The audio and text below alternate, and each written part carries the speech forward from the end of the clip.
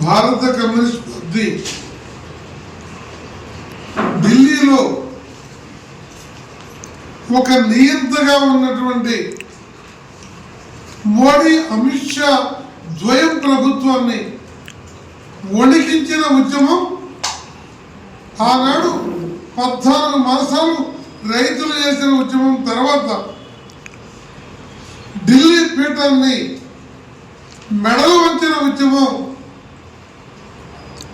Cockroach Janata party పేరుతో అమెరికాలో ఉండి ఇండియాకు వచ్చిన అభిజిత్ దీప్కే వారి సహచరులు లడక్ సామాజిక ఉద్యమకారుడు ప్రఖ్యాత శాస్త్రవేత్త అయినటువంటి సోనం వాంగ్చుక్కుల నేతృత్వంలో జరిగినటువంటి ఉద్యమం.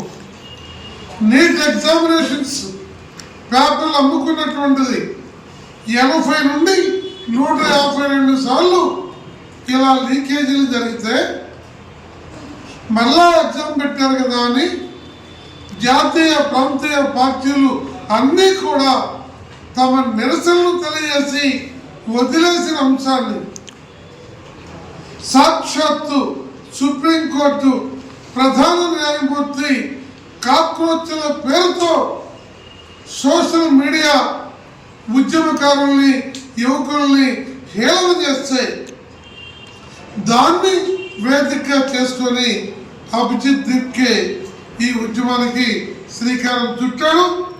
కమ్యూనిస్టులే కాదు, భారతీయ జనతా పార్టీని గుడ్డిగా నమ్మే మతవాదులు, మూర్ఖులు, దేశ వ్యతిరేకులు వారు తప్ప యావత్ ప్రపంచం, భారతదేశంలో ఉన్న అన్ని వర్గాల ప్రజలు దీన్ని మద్దతు ఇచ్చినాయి.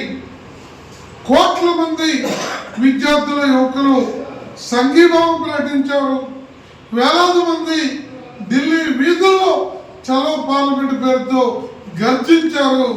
ఆ గర్జనకి మోడీ తలవకి ఏ మంత్రి అయితే వీళ్ళు టెర్రరిస్టులకి అనుకూలరు, పాకిస్తాన్కి అనుకూలరు, చైనాకి అనుకూలరు, కమ్యూనిస్టులు అని ఈ కాక్రోచ్ జనతా పార్టీ విద్యార్థుల్ని ప్రజల్ని హేళన చేసి దుర్మార్గంగా మాట్లాడారు. అదే ధర్మేంద్ర ఈరోజు 4 పేజీల ఉత్తరం రాసి క్షమాపణ చెప్పి విద్యార్థుల భవిష్యత్తు కోసం నేను మంత్రి పదవికి రాజీనామా చేస్తున్నాను ఆనాడుతోటే దుర్మార్గంగా మాట్లాడేటువంటిది.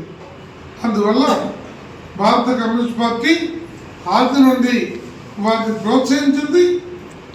ఆ ఉద్యమం నుండి భారతదేశ ప్రజలు మనం కూడా నేర్చుకోవాల్సింది ఎంతో ఉందని అభిప్రాయపడుతూ ఆ ఉద్యమంలో పాల్గొన్న ప్రతి ఒక్కరికి, ఆ ఉద్యమానికి మద్దతు ఇచ్చిన పార్లమెంటు సభ్యులకి, బలపరిచిన సిపిఐతో పాటు అన్ని పార్టీల ప్రధానికానికి జయజయలు పలుకుతూ ఆ ఉద్యమకారులకి, దీప్కేకి, వాంగ్చుక్కి అభినందనలు సిపిఐ పార్టీ జాతీయ కార్యవర్గ సభ్యులుగా ఈ సందర్భంగా తెలియజేస్తున్నానని